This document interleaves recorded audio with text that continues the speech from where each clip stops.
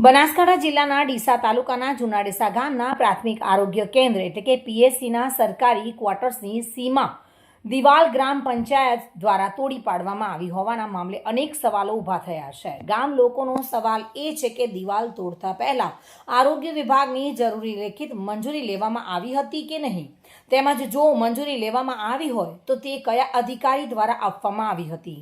ગામ લોકોએ સમગ્ર મામલે નિષ્પક્ષ તપાસ કરી નિયમોનું ઉલ્લંઘન થયું હોય તો જવાબદારો સામે કાયદેસરની કાર્યવાહી કરવાની માંગ કરી છે। હાલ આ મુદ્દો ગામમાં ચર્ચાનો વિષય બન્યો છે અને લોકો આરોગ્ય વિભાગ તરફથી સત્તાવાર સ્પષ્ટતાની રાહ જોઈ રહ્યા છે।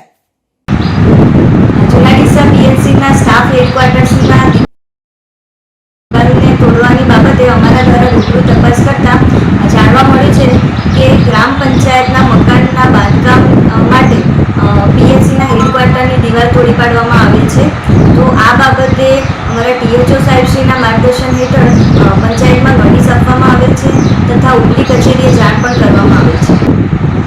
ગઈકાલે અહેવાલ આપેલો છે અને લેટર આપેલો છે। કાલે જ આપ્યું હતું, એના પહેલા કોઈ લેટર બેટર આપ્યું નહોતું? અમારા દ્વારા કોઈ લેટર આપવામાં આપ્યું નથી। વિપુલ મંડોરા સાથે bureau report, today Gujarati news.